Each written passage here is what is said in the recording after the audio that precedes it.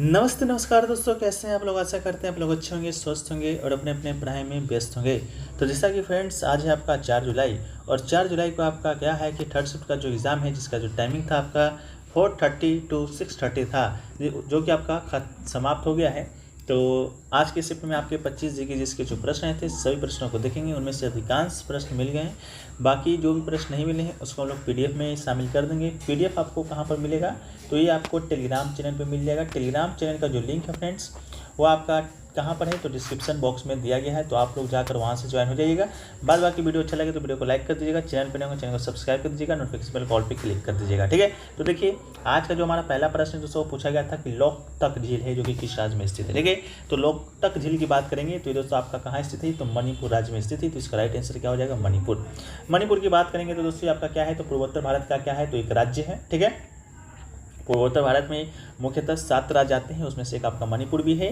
तो पूर्वोत्तर भारत की सबसे बड़ी ताजे पानी की झील की बात करेंगे तो ये भी आपका क्या है, तो लोकटक झील ही है। ठीक है, इसके अलावा एक और आपका मणिपुर में आपका क्या है, तो केवुल लामजाओ राष्ट्रीय उद्यान है, जो कि दोस्तों विश्व का एकमात्र तैरता हुआ उद्यान है। ये भी शायद आपके आज के क्वेश्चन में आया था। वीडियो को जब हम लोग आगे बढ़ेंगे तो इस क्वेश्चन को भी डील करेंगे। ठीक है, तो ये आपका राष्ट्रीय उद्यान लोकटक झील के दक्षिण भागों में स्थित है। केवुल लामजाओ राष्ट्रीय उद्यान संघ यानी कि डांसिंग डियर का निवास स्थान है। इस बात को भी आप लोग क्या कीजिएगा, याद रखिएगा।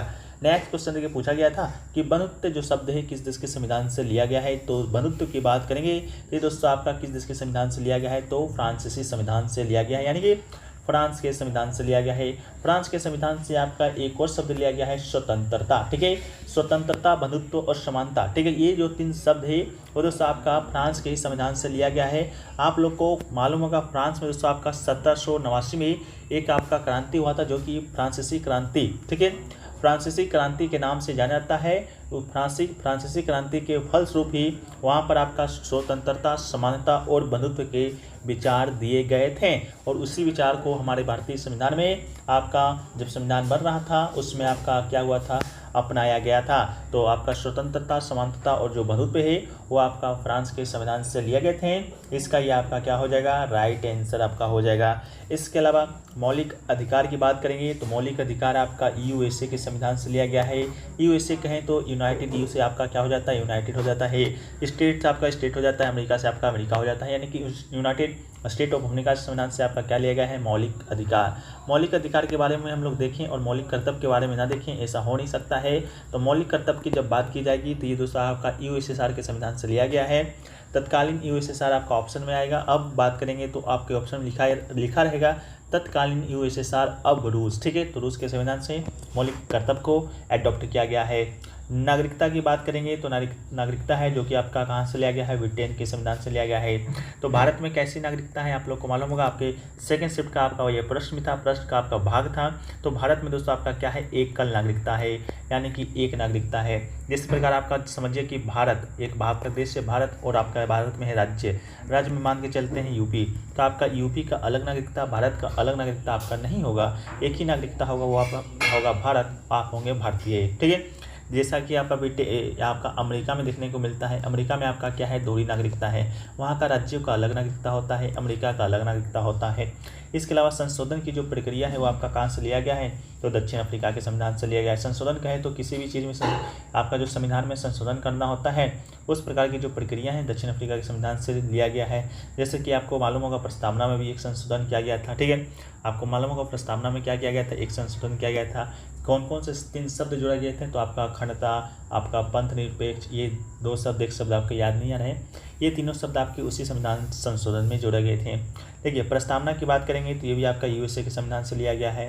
प्रस्तावना कहें तो हम भारत के लोग भारत को संपूर्ण प्रभुत्व संपन्न समाजवादी जो वर्ड स्टार्ट होता है, जो कि आपका अंत होता है 26 नवंबर 1950 को अंगीकृत किए हैं, वही प्रस्तावना है, वो आपका यूएसए से लिया गया है। वहीं पर आपका एक आपका आता है ये आपका प्रस्तावना की भाषा। ठीक है, तो प्रस्तावना की भाषा और प्रस्तावना दोनों अलग अलग देश से लिया गया है। प्रस्तावना जहाँ पर यूएसए से लिया गया है, प्रस्तावना की भाषा वहीं पर आपका ऑस्ट्रेलिया के संविधान से लिया गया है। इस बात को आप लोग याद कर लीजिएगा। और ऑस्ट्रेलिया के संविधान से आपका एक और चीज़ लिया गया है, समवर्ती सूची। ठीक है, यानी कि कनकरेंट लिस्ट, यानी कि समवर्ती सूची आपका ऑस्ट्रेलिया के संविधान से लिया गया है। आप बोलिएगा सर समवर्ती सूची क्या है, तो आपका भाग 7 में आपका क्या है, 3 प्रकार की सूची का वर्णन है, राज्य सूची, और संघ सूची और आपका समवर्ती सूची। इन तीनों सूची में आपका विषय दिया गया है। जैसे राज्यों जिस विषय पर कानून बनाएगा वो आपका राज्य सूची के अंतर्गत बनाएगा। केंद्र की बात करेंगे तो आपका केंद्र जिस सूची पर कानून बनाएगा वो आपका केंद्र सूची में दिया गया है।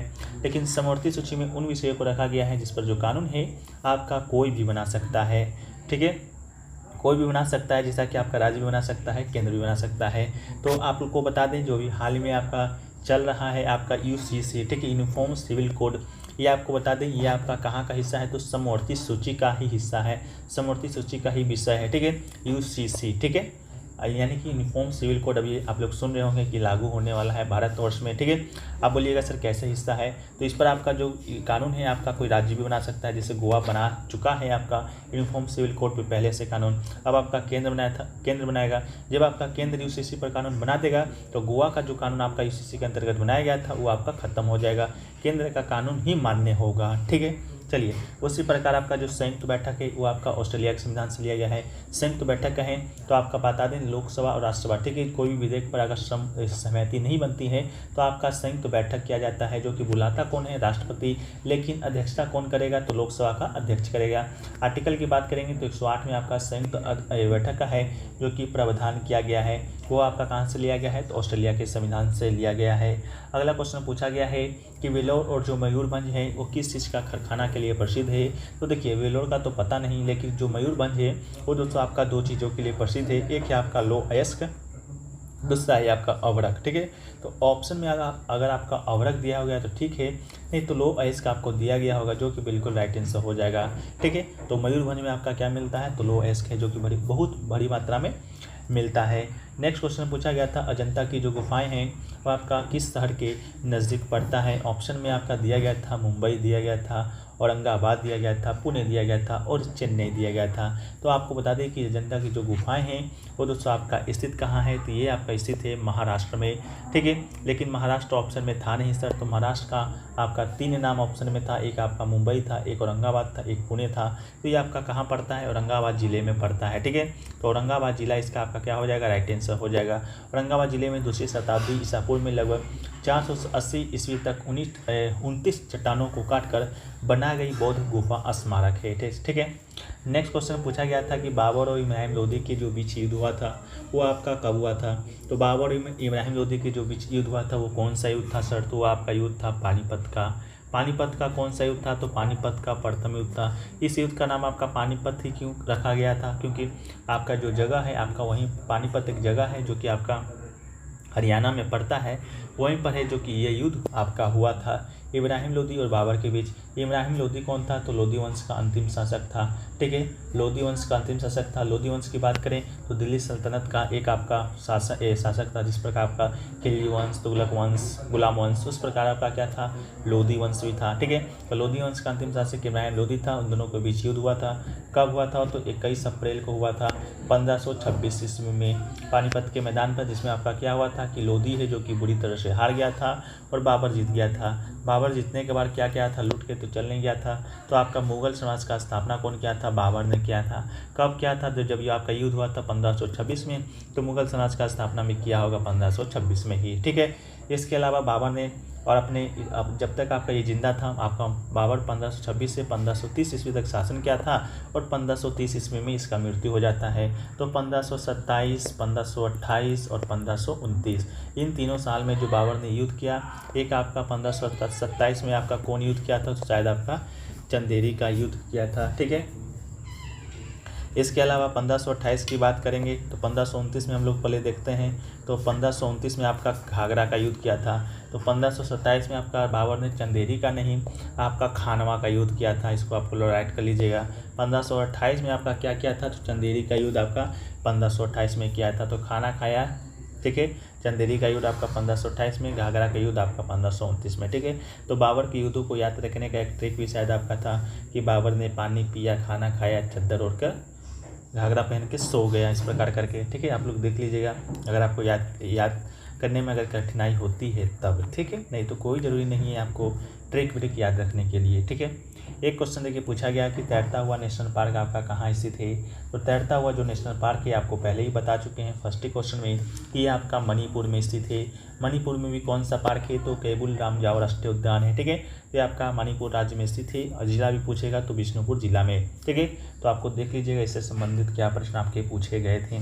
एक क्वेश्चन पूछा गया था कि लकड़ी एवं धातु हड़प्पा सभ्यता के किस स्थल से मिले हैं, तो इसका जो आंसर है कंफर्म तो मिल नहीं पाया है, लेकिन स्टूडेंट आपका 4 ऑप्शन है जो कि बता दिए हैं। एक आपका ऑप्शन बताया है कालीबंगा, तो कालीबंगा से आपका मिला है क्या, अग्निवेदिकाएँ मिली हैं, ऊँट की हड्डियाँ मिली हैं और लकड़ी का हल मिला है। ठीक है, तो देखिए लकड़ी ऑप्शन में था तो लकड़ी का हल मिला है, तो शायद आपका कालीबंगा राइट आंसर हो सकता है, कंफर्म नहीं है। अगला है आपका रोपर, रोपर से क्या क्या मिला है, तो तांबे का जार का एक टूटी कटोरी मिली है, टेराकोटा की बनी चूड़ियाँ मिली हैं, हड्डिया का खोल मिला है, कुछ हड़प्पाई मृदभांड मिले हैं, तो आपका रोपर तो होगा नहीं। इसके अलावा बनवाली से क्या मिला है, तो बनवाली से आपका मिला है मनके। इसके अलावा जौ मिला है, पूर्व हड़प्पा संस्कृतियों के साक्ष्य भी मिले हैं। इसके अलावा एक ऑप्शन था आपका लोथल, लोथल से क्या क्या मिला है, तो मानव निर्मित बंदरगाह मिले हैं। इसके अलावा गोदीवारा कहें तो आपका बंदरगाह, चावल की भूसी मिली है, अग्निवेदिकाएँ मिली है, शतरंज का खेल मिला है, तो मेरे ख्याल से आपका इसका राइट आंसर कालीबंगा हो जाना चाहिए। नेक्स्ट क्वेश्चन पूछा गया कि अस्पृश्यता का जो अंत है संविधान के किस अनुच्छेद में वर्णित है, तो इसका जो राइट आंसर आपका हो जाएगा अनुच्छेद 17 हो जाएगा। अस्पृश्यता से संबंधित जो भी अनुच्छेद है आपका अनुच्छेद 17 से संबंधित है। ठीक है, तो आपका इसका राइट आंसर क्या हो जाएगा, तो अनुच्छेद 17 हो जाएगा। इसके अलावा हम लोग बात कर ले अनुच्छेद 15 की, तो अनुच्छेद 15 आपका क्या कहता है, तो जाति, लिंग या जन्म स्थान के आधार पर भेदभाव से संबंधित प्रावधान आपका अनुच्छेद 15 में किया गया है। अनुच्छेद 16 की बात करेंगे तो लोक नियोजन में अवसर की समानता का प्रावधान है, जो कि आपका अनुच्छेद 16 में किया गया है। इसके अलावा अनुच्छेद 18 की बात करेंगे तो उपाधियों का अंत आपका अनुच्छेद 18 में किया गया है। अनुच्छेद 19 की बात करेंगे तो अभिव्यक्ति एवं स्वतंत्रता व्यक्ति की स्वतंत्रता आपका अनुच्छेद 19 में किया गया है। अनुच्छेद 20 की बात करेंगे तो अपराधों के लिए दोष सिद्धि के संबंध में संरक्षण से संबंधित है। और अनुच्छेद 21 की बात करेंगे तो जीवन और व्यक्तिगत स्वतंत्रता के संरक्षण से संबंधित अनुच्छेद है। ठीक है, नेक्स्ट क्वेश्चन पूछा गया था कि कर्क रेखा है जो कि किस पर्वत श्रेणी से होकर गुजरता है जी, तो कर्क रेखा आपका गुजरता है अरावली पर्वत से। अरावली पर्वत स्थित कहाँ है, तो गुजरात और राजस्थान के क्षेत्र में आपका अरावली पर्वत आता है, तो अरावली पर्वत इसका क्या हो जाएगा, राइट आंसर हो जाएगा। इसके अलावा बात कर लेते हैं कर्क रेखा यानी कि कैंसर लाइन का, तो भारत के 8 राज्यों से होकर गुजरता है।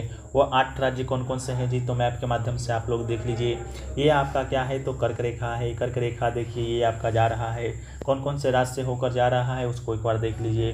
पहला तो आपका जा रहा है जी गुजरात से, दूसरा आपका कहाँ से जा रहा है, ये छोटा सा देख लीजिए आपका राजस्थान से भी जा रहा है। एक आपका जा रहा है जी मध्य प्रदेश से। ठीक है, मध्य प्रदेश के बाद दोस्तों आपका जा रहा है ये ऊपर से देखिए छत्तीसगढ़ के ऊपरी भाग से, तो छत्तीसगढ़ से भी जा रहा है। झारखंड के बीचों बीच से जा रहा है। वेस्ट बंगाल यानी कि पश्चिम बंगाल से भी आपका जा रहा है। एक आपका देखिए यहाँ पर त्रिपुरा से भी जा रहा है। एक आपका यहाँ पर देखिए हरियाणा से भी जा रहा है। ठीक है, तो ये 8 राज्यों से होकर क्या करता है, कर्क रेखा होकर गुजरता है। तो मैप के माध्यम से आपको क्या करना है, याद कर लेना है, ताकि आने वाले कोई भी एग्जाम में आप इसे भूल ना सकें। ठीक है जी, चलिए नेक्स्ट क्वेश्चन देखिए पूछा गया था कि धमेतु जो 500 ईस्वी में तोड़ा गया था फिर से 3री सदी में किसने बनवाया था। क्वेश्चन का लैंग्वेज जो कि ठीक ढंग से नहीं मिल पाया है, तो इस कारण इसका आंसर बताने में थोड़ा सा कठिनाई है। तो आप लोग जो भी एग्ज़ाम देकर आ रहे हैं, अगर इसका आंसर बता सकते हैं तो कमेंट सेक्शन में बता दीजिएगा। और भी प्रश्न मिले हैं जिसका लैंग्वेज ठीक नहीं है। एक आपका प्रश्न मिला है कोविड-19 से कि कोविड-19 के लिए ऑक्सीजन लाया गया था कहीं से, कौन से मिशन के अंतर्गत लाया गया था, क्या ये क्वेश्चन था। अगर था तो आप लोग कमेंट सेक्शन में बताइएगा कोविड-19 से क्या क्वेश्चन था। ठीक है, इसके अलावा और भी मिला है रजिया सुल्तान से शायद संबंधित एक प्रश्न मिला था। रजिया सुल्तान से आपका स्टूडेंट बता रहे थे कि किस राजवंश से संबंधित है, लेकिन गुलाम वंश से जो कि आपके ऑप्शन में था ही नहीं। ठीक है, तो रजिया सुल्तान देखिए संबंधित तो इससे आपका गुलाम वंश था, जिसे कि आपका मामलुक वंश भी कहा जाता है। तो क्या आपका मामलुक वंश था, अगर नहीं था तो क्वेश्चन आपका दूसरा होगा, लैंग्वेज दूसरा आया होगा। ठीक है, तो आप लोग कमेंट सेक्शन में इसको भी बता दीजिएगा क्या आया था। एक आपका आया था मोइजुद्दीन के बारे में। ठीक है, मोइजुद्दीन के बारे में स्टूडेंट बता रहे थे कि आपका किस शासनकाल में कौन मंत्री था उसका। ठीक है, इस प्रकार का भी कोई प्रश्न आया था, स्टूडेंट क्लियर बता नहीं पाए हैं जी। ठीक है, तो ये भी आपको बता दीजिएगा। एक आपका देखिए सैयद वंश का संस्थापक, शायद आपका कन्फर्म स्टूडेंट बता रहे थे, इसको भी हम लिखना भूल गए हैं। तो सैयद वंश का जो संस्थापक है आपका कौन था, तो ख़रीज खां था। ठीक है, तो ख़रीज खां क्या हो जाएंगे, सैयद वंश का संस्थापक आपका हो जाएगा। आपको पहले ही बताया कि दिल्ली सल्तनत में बहुत सारे राजवंशों ने शासन किया था, जिसमें एक आपका आया था गुलाम वंश। ठीक है, तो गुलाम वंश का संस्थापक कौन था, तो आपका कुतुबुद्दीन ऐबक था। लेकिन वास्तविक संस्थापक पूछेगा तो इल्तुतमिश मार्कियाना है। दूसरा आपका आता है खिलजी वंश जी। खिलजी वंश का स्थापना किसने किया था, तो ये आपका जलाउद्दीन खिलजी ने किया था। अलाउद्दीन खिलजी आपको नहीं मार देना है, आपका कौन किया था, जलाउद्दीन खिलजी ने किया था। फिर आता है आपका तुगलक वंश। तुगलक वंश का स्थापना किसने किया था, तो तुगलक वंश का स्थापना किया था गयासुद्दीन तुगलक। ठीक है, किसने किया था, गयासुद्दीन तुगलक ने किया था। इसके अलावा आपका चौथा आता है सैयद वंश, जिसका स्थापना ख़रीज खां ने किया था, जो कि आज आपसे पूछा गया था। पाँचवा आपका आता है लोदी वंश, जिसका स्थापना आपका कौन किया था, बहलोल लोदी ने किया था। ठीक है, बहलोल लोदी ने किया था। अंतिम शासक इमरान लोदी था, जो कि बाबर के हाथों हार का सामना करना पड़ता है उसको, और उसके बाद वो मृत्यु हो जाता है। इसके अलावा लोदी वंश का खात्मा हो जाता है। लोदी वंश के साथ साथ आपका ये जो पांचों चले आ रहे थे दिल्ली सल्तनत का राज्य, वो भी समाप्त हो जाता है। ठीक है, एक आपका बायोलॉजी से भी क्वेश्चन आ रहा था, वो भी स्टूडेंट नहीं बता पाए हैं। ठीक है, तो इस प्रकार से संबंधित और भी प्रश्न पूछे गए थे, जो कि मिल नहीं पाया है। ठीक है, बाकी मिलेंगे तो आपको मालूम ही है हम लोग कहाँ बेचते हैं, कॉमेंट सेक्शन में दे देते हैं, कॉमेंट सेक्शन में दे भी देते हैं, इसके साथ ही साथ PDF में भी ऐड कर देते हैं। ठीक है, तो आप लोग PDF को ज्वाइन जरूर कर लीजिएगा। टेलीग्राम चैनल का लिंक डिस्क्रिप्शन में दिया गया है, आप लोग जाकर वहां से प्राप्त कर लीजिएगा।